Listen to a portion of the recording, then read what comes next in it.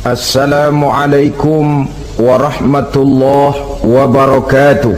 Waalaikumsalam warahmatullahi wabarakatuh. Bismillahirrahmanirrahim. Alhamdulillahi rabbil alamin. Wassalatu wassalamu ala ashrafil anbiya'i wal mursalin Sayyidina wa maulana Muhammadin wa ala alihi wa ashabihi al-mujahidin at-tahirin, amma ba'du. Saudara-saudara kaum muslimin rahimakumullah, kalau setiap muslim ditanya kepengen punya anak macam apa, saya yakin jawabannya pasti sama, kepengen punya anak soleh. Betul apa betul? Betul. Apa ada di sini yang kepengen punya anak jadi garong? Tidak. Saya kira jangankan kita yang insya Allah termasuk orang baik-baik, orang yang tidak baik saja tidak pengen kok anaknya tidak baik. Maling saja tidak pengen anaknya jadi maling. Copet saja tidak kepengen anaknya jadi copet. Dia masih bisa bilang sama anaknya, "Nak, bapakmu sudah kadung jadi maling, kamu jangan nurunin." Itu yang ketahuan malingnya. Maling saja tidak pengen kok anaknya jadi maling, apalagi yang bukan maling. Tapi anak yang soleh ini, saudara, bukan proses yang sekali jadi. Anak soleh tidak akan muncul dengan simsalabim. Anak soleh tidak muncul dengan slogan. Prosesnya sudah diawali oleh pribadi sang calon bapak dan calon ibu daripada anak itu. Itulah sebabnya untuk mendapatkan anak yang soleh ada dua usaha yang harus dilaksanakan. Pertama, usaha zohir, artinya usaha yang kelihatan oleh pandangan mata. Apa saja yang termasuk usaha zohir ini? Pertama, pribadi calon bapak dan calon ibunya. Kalau bapaknya ahli sujud, ibunya gemar hadir di majelis taklim, meresap ke dalam kepribadian anak, ikut membentuk dirinya. Sifat-sifat yang baik ini diharapkan akan menurun kepada si anak. Pribadi calon bapak dan calon ibu. Sebab ma fil aba fil abna. Bagaimana kebiasaan orang tua, begitulah anak. Kata pepatah, kalau bapak kencing berdiri, jangan heran anaknya kencing kabur. Kalau bapaknya bangun pagi jam 8, insya Allah anaknya jam 9. Jangan berharap anak mau sholat subuh. Kenapa? Bapaknya kasih contoh macam itu. Lalu suasana di rumah tangga, termasuk yang dimakan, yang diminum, termasuk pakaian kedua orang tuanya, ikut membentuk proses anak yang soleh ini. Kita kan tahu Rasulullah Shallallahu Alaihi Wasallam bersabda di dalam hadisnya, "Inna ahadakum yujma'u khalquhu fi batni ummihi arba'ina yawman nutfah." Tiap kamu diciptakan Allah dalam rahim ibunya itu 40 hari nutfah. Nutfah itu maaf air kotor yang kalau ketemu di jalan kita jijik, dijual juga nggak laku, tapi kita berasal dari situ. Dan itu dihasilkan dari saripati makanan yang dimakan oleh sang calon bapak, sang calon ibu. Kalau calon ibu dan calon bapak senang memakan makanan yang haram, senang meminum minuman yang haram, maka itu akan melahirkan saripati makanan yang membentuk sperma yang dihasilkan dari makanan-makanan haram. Itu pun akan ada pengaruhnya dalam proses pembentukan anak yang soleh. Saya dulu berpikir, kenapa Islam ini kok kelihatannya sedikit-sedikit mesti ada doanya. Orang mau makan ada doanya, orang mau berpakaian ada doanya, berdiri di muka cermin berkaca ada doanya. Sampai seorang istri mau bergaul dengan suaminya ada doanya. Pemikiran ini terjawab setelah saya telaah dan menemukan di dalam kitab Ihya-nya Imam Al-Ghazali. Diceritakan di sana bahwa iblis yang tugasnya menggoda orang-orang kafir badannya gendut-gendut, sedangkan iblis yang tugasnya menggoda orang Islam badannya kurus, krempeng, ceking kayak morfinis. Satu hari ketemu di jalan karena satu profesi, ngobrol. Ini iblis yang tugasnya menggoda orang kafir bertanya kepada iblis yang tugasnya menggoda orang Islam, badanmu kenapa kurus macam begitu? Kata yang menggoda orang Islam, bagaimana saya tidak mau kurus? Saya ini ditugaskan menggoda orang-orang Islam. Orang Islam itu kalau dia mau minum dia baca bismillah. Bismillah racun, saya nggak bisa ikut minum. Dia mau makan baca bismillah. Bismillah racun lagi, saya nggak bisa ikut makan. Dia mau tidur tarik selimut dia baca bismika Allahumma ahya wa amut, racun lagi aja. Saya nggak bisa tidur di selimut, terpaksa tidur di emper, mana keanginan. Dia mau bergaul sama istrinya, dia baca Allahumma jannibna syaitan wa jannibi syaitan fima razaqtana, racun lagi. Saya nggak bisa bantuin, cuma ngeliatin dari jauh. Bagaimana nggak kurus makan hati? Kata iblis yang badannya gendut-gendut, untung benar saya menggoda orang kafir yang nggak ada bacaan apa-apanya. Dia makan, saya ikut makan. Dia minum, saya ikut minum. Dia tidur di selimut empuk, saya masuk ke dalamnya. Dia bergaul sama istrinya, dikit-dikit saya bantuin.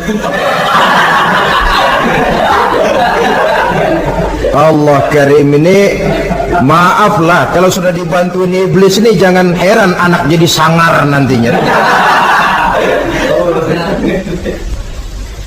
Jadi sejak proses produksi awal, Islam sudah mengajarkan hal yang sedemikian rupa.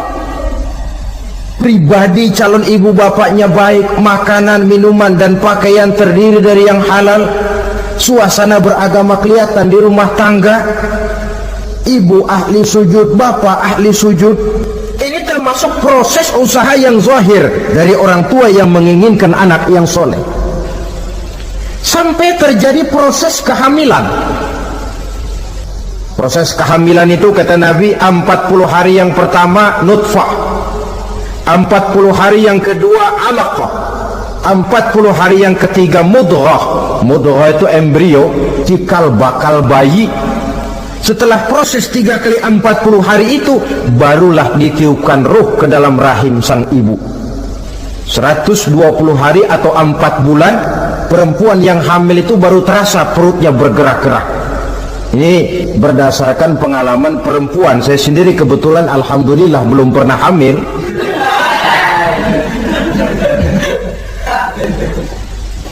Saudara-saudara, sampai usia kehamilan itu 7 bulan, ada tradisi yang disebut 7 bulanan. Itu tradisi dilaksanakan baik, tidak pun tidak apa-apa.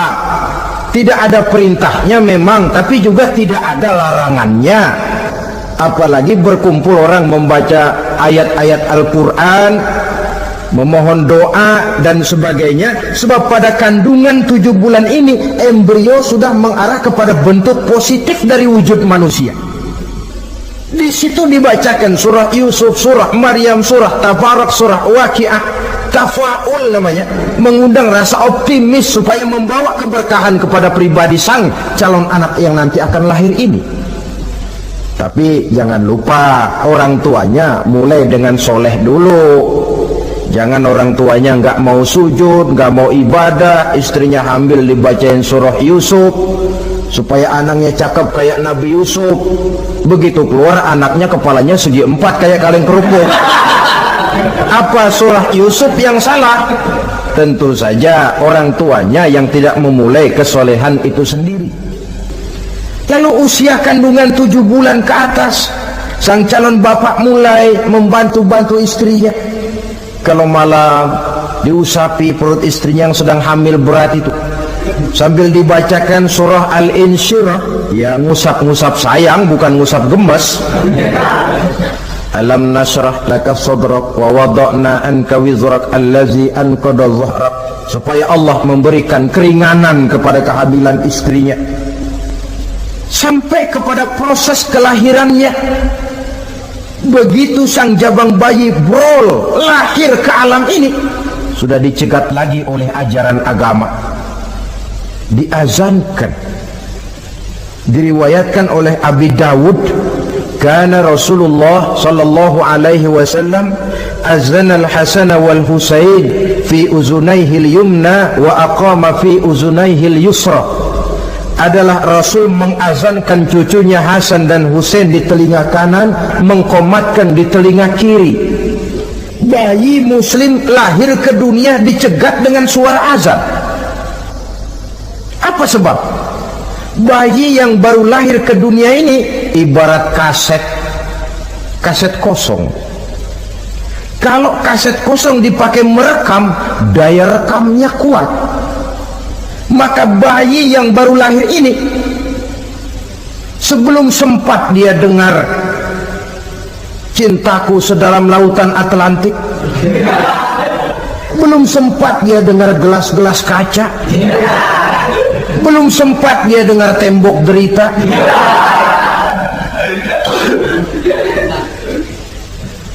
belum sempat dia menikmati serak-serak basahnya suara Frank Sinatra atau merdunya suara Madonna. Rekaman pertama yang masuk lafzul jalalah, Allahu Akbar, Allahu Akbar. Belum sempat dia dengar yang lain. Keagungan Allah yang didengarnya.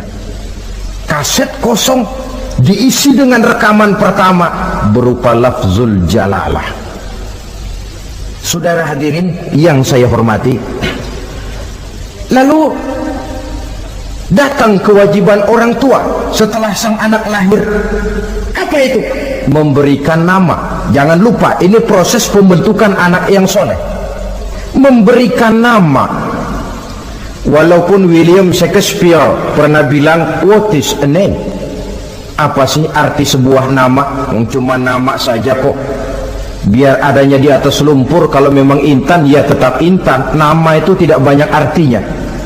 Namun pada hakikatnya nama merupakan bagian daripada doa. Itulah sebabnya Islam mengajarkan khairul asma'i ma hummida wa ubida. Sebagus-bagus nama yang mengandung pujian atau menggambarkan kehambaan seseorang kepada Tuhan. Mengandung kata-kata pujian Ahmad, Muhammad, Hamid, Mahmud. Mengandung nilai kehambaan seperti Abdurrahman, Abdurrahim, Abdurrauf. Jangan mentang-mentang ada di Quran anak dinamai Jahannam. Wah, kenapa Jahannam? Itu kan ada di Quran, Pak. Iya, di Quran, tapi lempengan neraka itu. Sekarang ini saya melihat gejala akibat rasa malu beragama. Kan zaman sekarang kadang ada tuh orang malu mengakui Islamnya. Bertemu teman, assalamualaikum, malu, minder.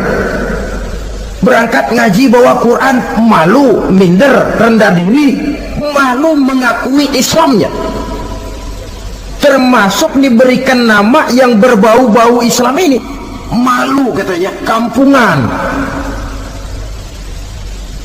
Bapaknya kasih nama bagus Ibrahim, lantaran pengen nyentrik dia potong Bram. Ibrahim kampungan, Bram aja nih lah. Itu kan cuma nama, Pak. Memang begitu mulanya. Nabi pernah memberikan isyarat, la tattabi'anna sunnana man kana qablakum shibran bi shibrin Satu saat kau pasti akan mengikuti tingkah laku orang-orang sebelum kamu. Cuma cara kamu ngikuti sedikit-sedikit, sejengkal, sehasta, semeter. Begitu enak kamu ikut-ikutan, sampai yang kamu ikuti masuk ke lubang biawak, kamu pun akan masuk juga ke dalamnya.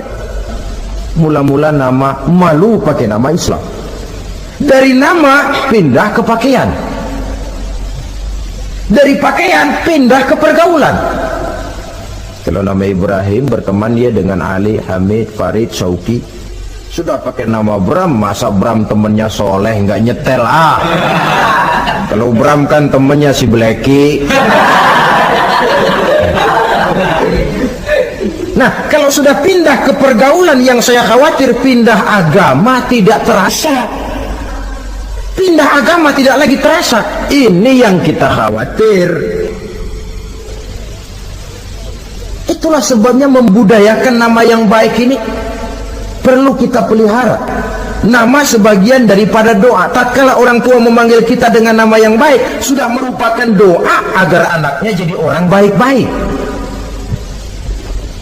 Saudara hadirin yang saya hormati, setelah memberikan nama yang baik, kewajiban berikutnya dari orang tua muslim ialah wa ayyu'adzibahu, kata Nabi, memberikan pendidikan.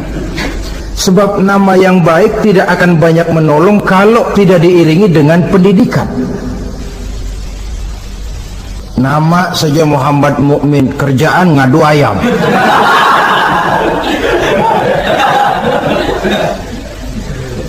Nama yang baik tapi lantaran tidak diiringi dengan pendidikan, tidak akan banyak menolong. Nah, pendidikan ini dari mana dimulai? Dari rumah tangga. Al-bait madrasatul ula. Rumah tangga adalah sekolah yang pertama. Belum lagi anak kenal TK, ibtidaiyah, sanawiyah. Yang dia kenal adalah rumah tangganya. Gurunya adalah ibu bapaknya. Dan proses mendidik anak ini tentu merupakan proses yang panjang, memerlukan pengorbanan dari kedua orang tuanya. Namun prinsip lebih baik sekarang orang tua berkorban daripada menjadi korban. Kalau orang tua tidak mau berkorban untuk mendidik anaknya, percayalah pada suatu saat dia akan jadi korban, dilawan oleh kebrutalan anaknya sendiri. Biarlah kita orang-orang tua ini peras keringat banting tulang, pergi pagi pulang sore, kaki jadi kepala, kepala pun jadi kaki, untuk satu cita-cita agar anak-anak kita kelak lebih baik daripada kita sekarang ini. Mendidik, karena kian hari kita dihadapkan dengan kenyataan peledakan penduduk, sulitnya lapangan kerja, persaingan hidup yang makin tajam, sulitnya ekonomi. Kalau anak kita tidak bekali dengan pendidikan, dia akan tersudut di pojok-pojok kehidupan untuk lebih banyak cuma jadi penonton daripada pemain di dalam kegiatan kehidupan ini. Nah, setelah memberikan nama yang baik, lalu mendidiknya, lalu datanglah usaha yang batin di dalam proses pembentukan anak yang soleh ini, yaitu mendoakan anak. Yang baik tentu doa dari orang tuanya sendiri. Sebab kata Nabi, doaul walid liwaladihi kadu'ain nabi li ummatihi. Doa orang tua kepada anaknya seperti doa Nabi kepada umatnya. Sebagaimana doa Nabi kepada umatnya tidak ditolak, begitulah doa orang tua kepada anaknya. Di keheningan malam, si orang tua ini sering bangun, tahajud, sujud dia di hadapan Allah dengan menitikkan air mata, memohon doa dengan doanya Nabi Allah Ibrahim, Rabbi habli minas salihin. Ya Allah, berikan kiranya saya anak yang soleh. Nabi Ibrahim tidak minta anak pintar, Nabi Ibrahim tidak minta anak yang tampan, Nabi Ibrahim tidak minta anak yang kaya dan punya kedudukan tinggi. Yang beliau minta, Rabbi habli minas salihin. Ya Allah, berikan saya anak yang soleh. Kelihatan ini ketika beliau punya anak bernama Ismail, lalu turun perintah Allah, hai Ibrahim, potong leher anakmu Ismail. Nabi Ibrahim bermusyawarah, Ismail, saya Abah, Allah memerintahkan saya untuk menyembelih leher kamu. Menurut pendapatmu bagaimana mimpiku ini, laksanakan atau tidak? Apa jawab Nabi Ismail? Ini bukti doa anak soleh. Abah, kalau memang itu benar perintah Allah, laksanakan Abah.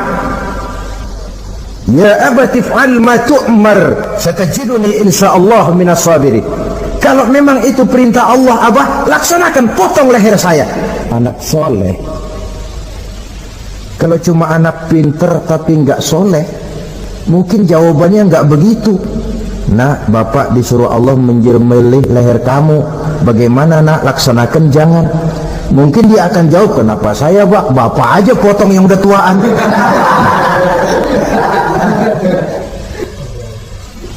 Doa orang tua kepada anak, atau boleh juga doa orang lain yang diyakini kesolehannya oleh orang tua tadi. Mengundang Pak Ustadz, Pak Kiai ke rumah, tolong doakan anak saya, tidak ada salahnya. Sebab Nabi mengajarkan aksiru minan nas bidu'ail khair fa innaka la tadri min ayyi fahin yuqbal. Banyak-banyaklah minta doa kebaikan dari orang lain, sebab kamu tidak tahu dari mulut yang mana doa itu diterima Allah. Mungkin saja orang menurut pandangan kita kere, miskin, tidak dipandang orang lain, tapi kalau doanya Allah mau terima, siapa yang sanggup menghalangi? Banyak-banyaklah minta doa kebaikan dari orang lain, sebab tidak seorang pun tahu dari mulut yang mana doa itu akan diterima Allah. Doa orang tuanya.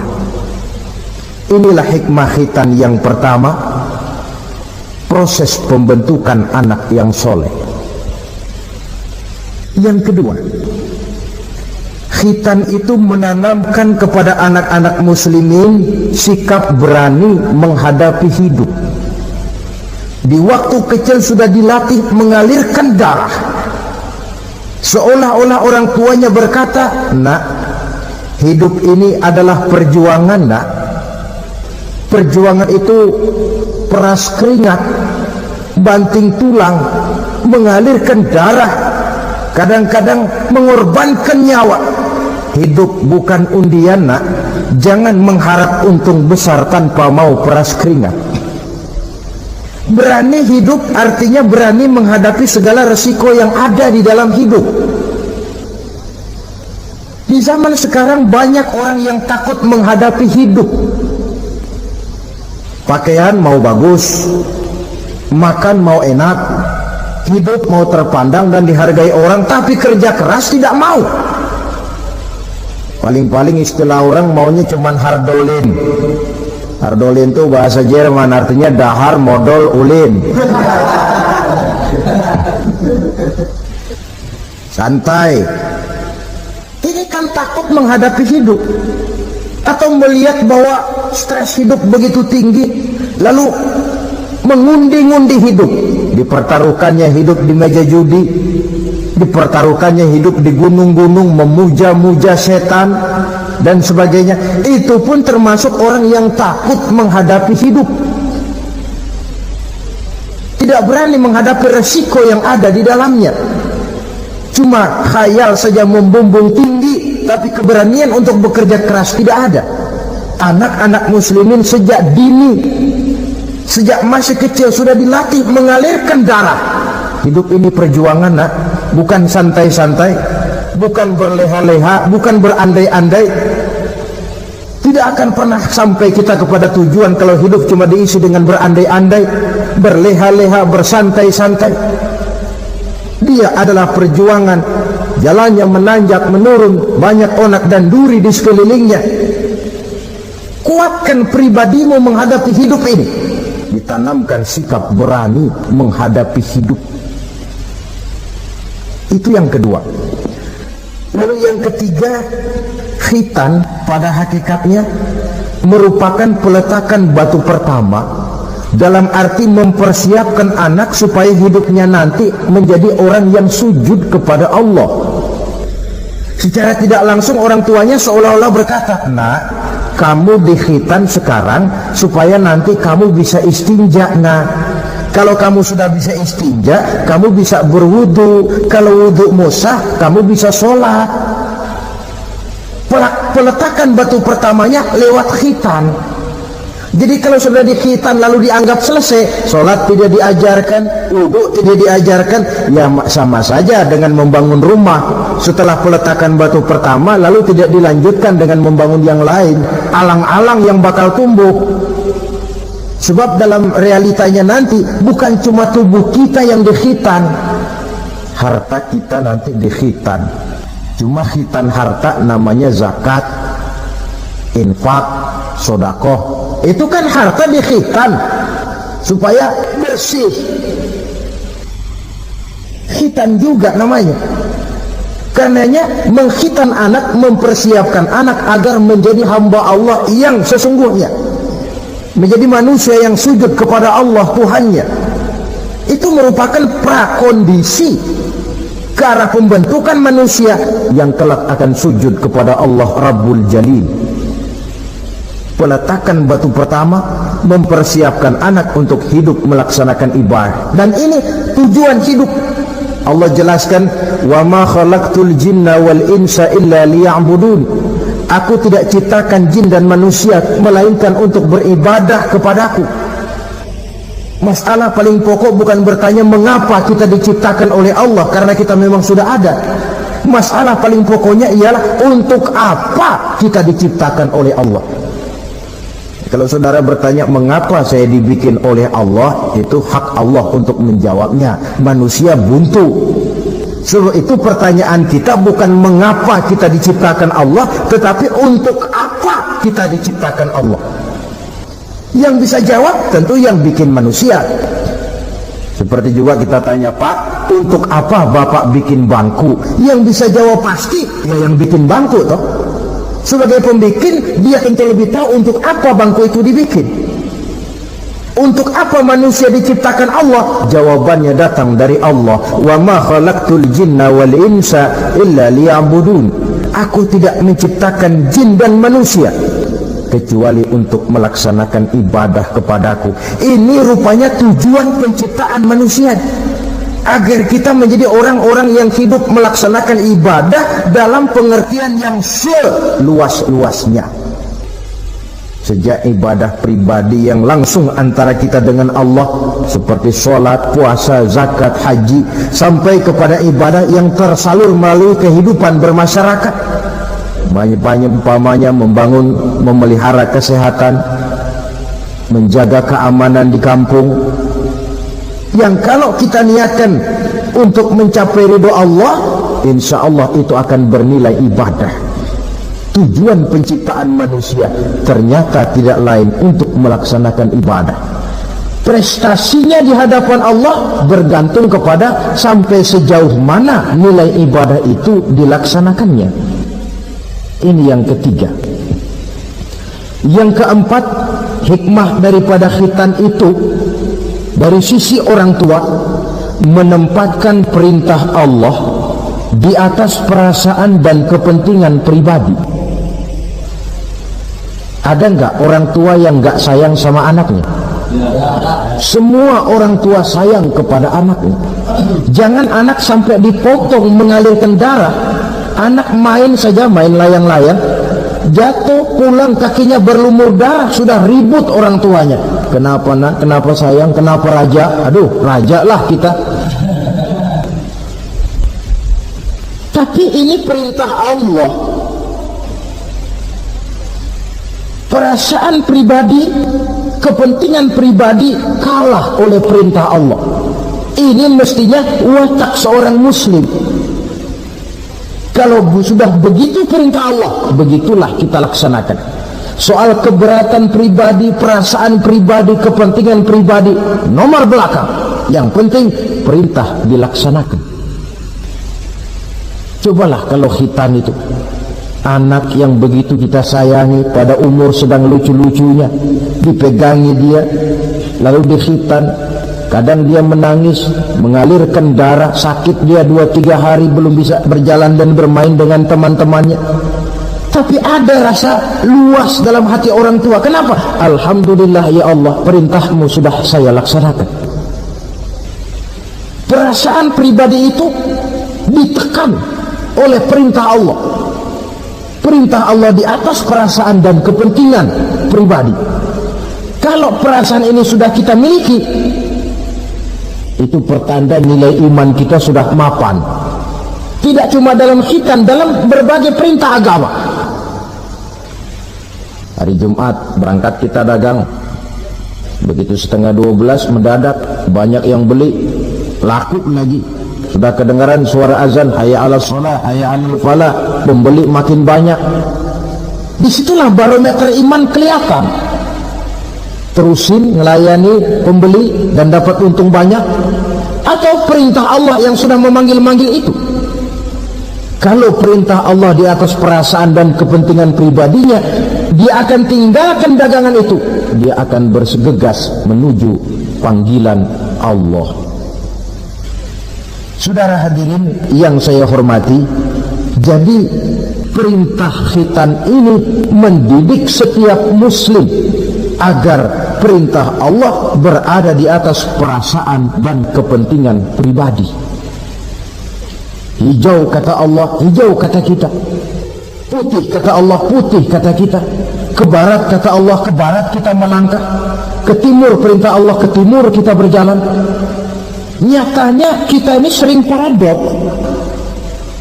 Ke kulon kata Allah, nyetan kita berangkat. Ngalor perintah Allah, ngidul kita jalan. Putih kata Allah, hijau kita bilang. Paradok.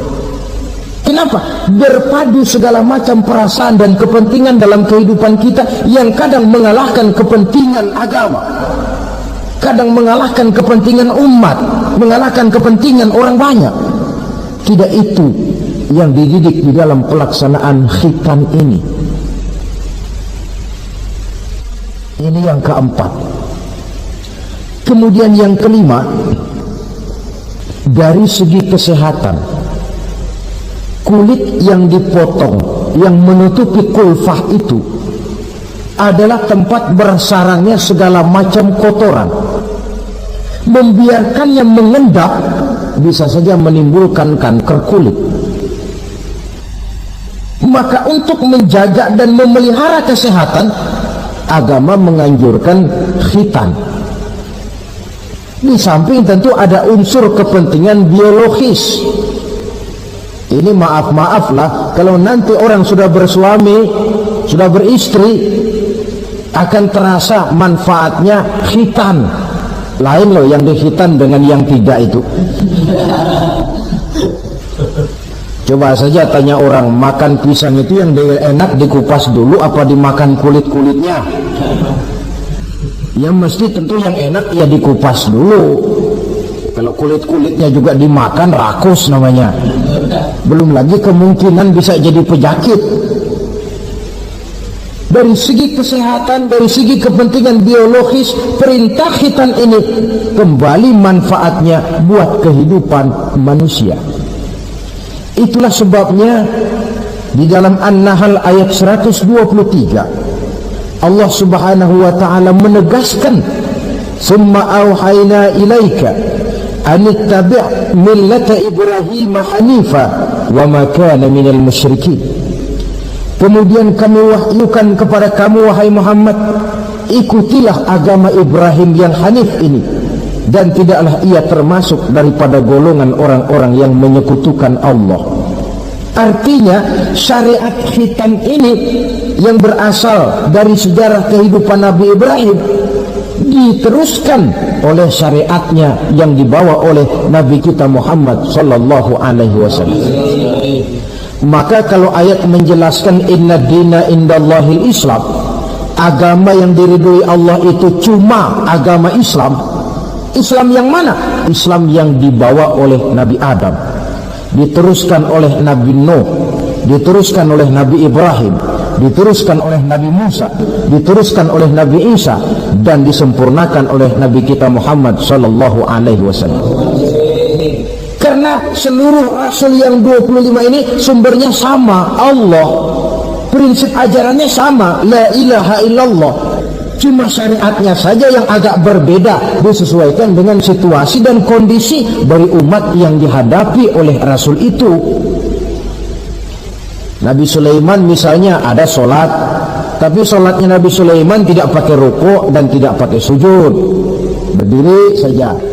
Zaman Nabi Nuh ada puasa, tapi puasanya versi Nabi Nuh lain dengan puasanya versi kita sekarang ini.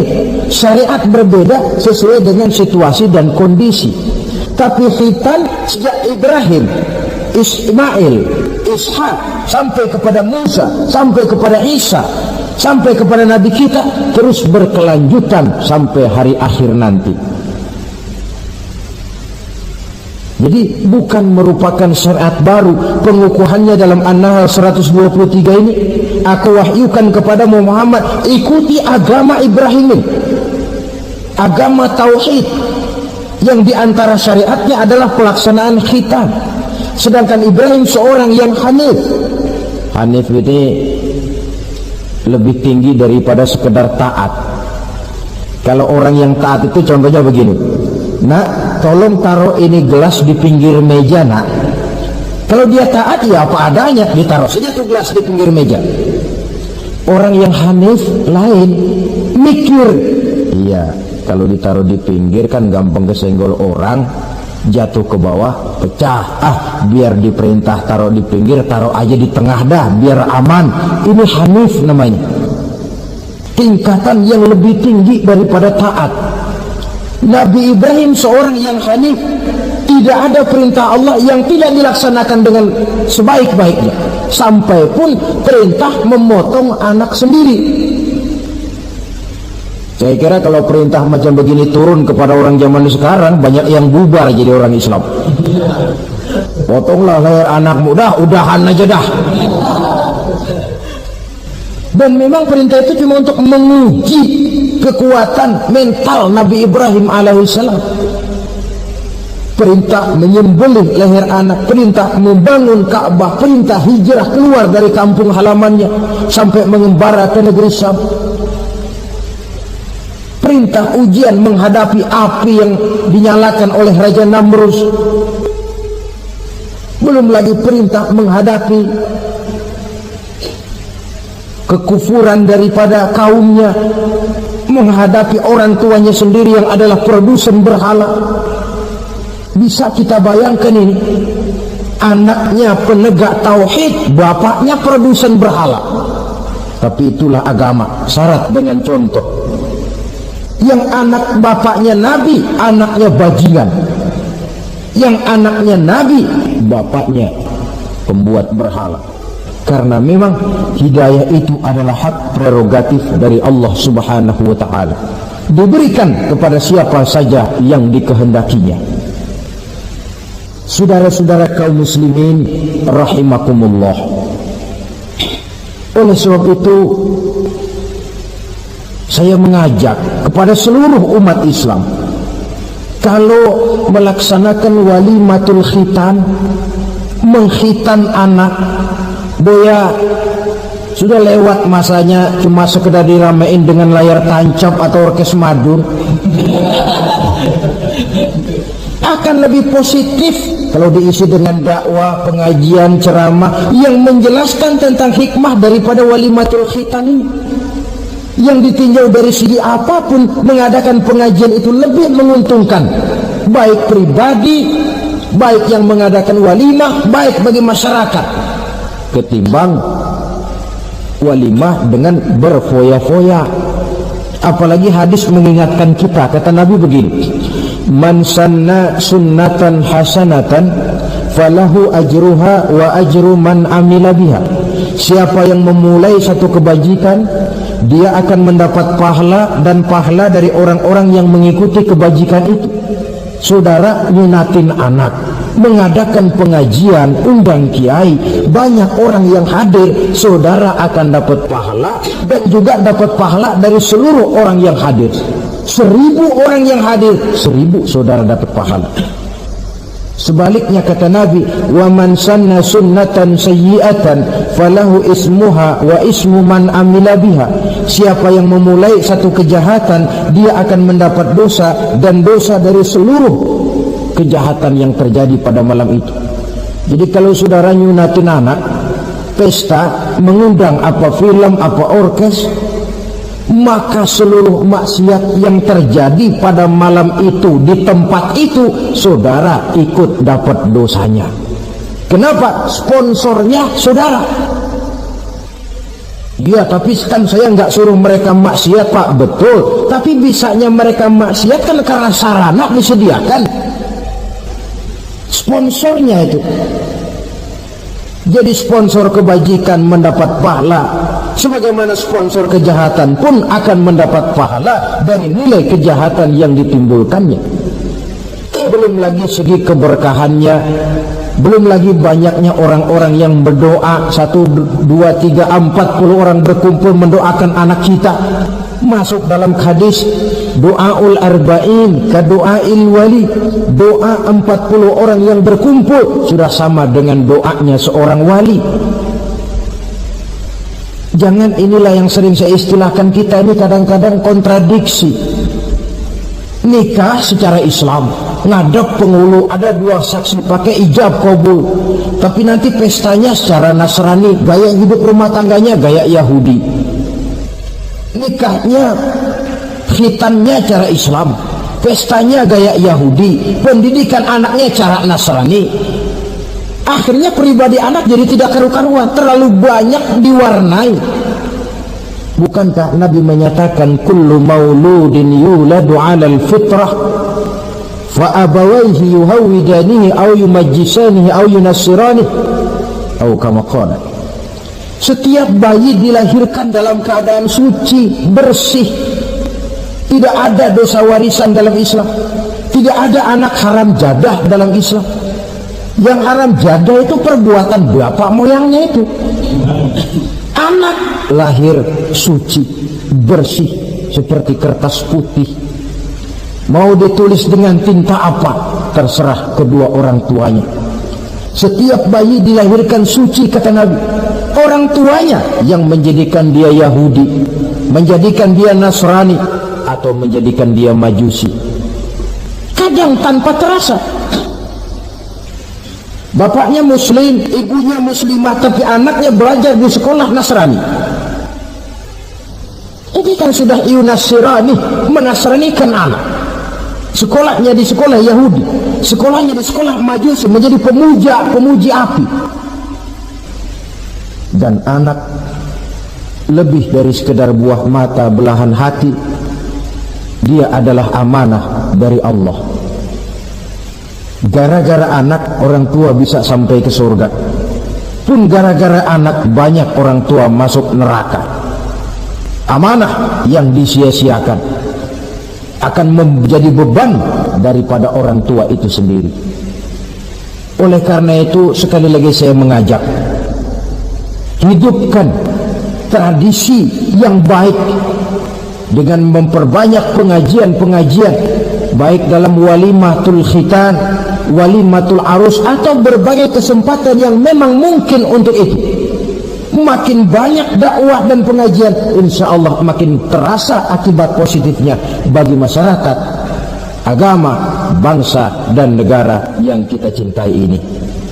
Nah, saudara, inilah selintas tentang khitan pada pertemuan kita kali ini. Mudah-mudahan ada hikmahnya. Terima kasih banyak atas segala perhatian. Mohon maaf atas segala kekurangan. Usikum wa nafsi bitaqwallah. Aqulu qawli hadha fa astaghfirullahal azim li wa lakum. Wassalamu alaikum warahmatullahi wabarakatuh.